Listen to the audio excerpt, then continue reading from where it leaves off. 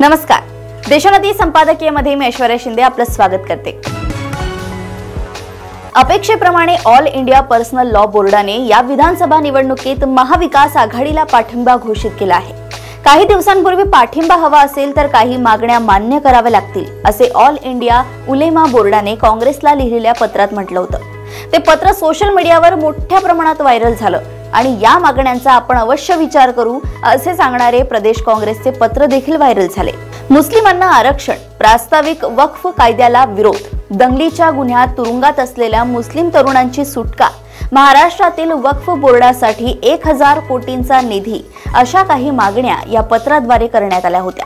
या मागण्यांच्या संदर्भात ऑल इंडिया पर्सनल लॉ बोर्डाचे समाधान झाले किंवा नाही हे समजू शकले नसले तरी ऑल इंडिया पर्सनल लॉ बोर्डाचे प्रवक्ते मौलाना खलील उर रहमान सज्जाद नोमानी यांनी या निवडणुकीत महाविकास आघाडीला आपला पाठिंबा असेल असे घोषित केले आहे. अर्थात बहुतांश मुस्लिमांची मते तशीही महाआघाडीला मिळणे अपेक्षित होतीच, परंतु धार्मिक नेत्यांच्या आवाहनाचा परिणाम मुस्लिम मतदारांवर झाला तर महायुतीप्रमाणेच महाआघाडीतील एक पक्ष अडचणीत सापडू शकतो.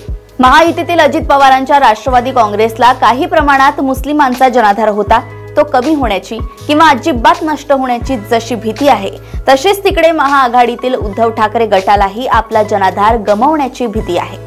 तसेही उद्धव ठाकरेंची एकाच वेळी हिंदुत्ववादी आणि धर्मनिरपेक्ष अशी भूमिका साकारताना पुरेशी धावपळ होत आहे. उद्या विरोधकांनी उलेमांच्या मागण्यांचा संदर्भ देत उद्धव ठाकरेंना घेरण्याचा प्रयत्न केला तर त्यांची बरीच अडचण होऊ शकते. आपला जनाधार नेमक्या कोणत्या आधारावर टिकवावा आणि वाढवावा हा पेच जसा अजित पवारांपुढे आहे तसाच तो उद्धव ठाकरेंसमोरही निर्माण होऊ शकतो. अशाच राजकीय घडामोडी व अपडेट सोबत पुन्हा भेटूया देशोन्नती संपादकीयमध्ये. बघत रहा देशोन्नती. नमस्कार.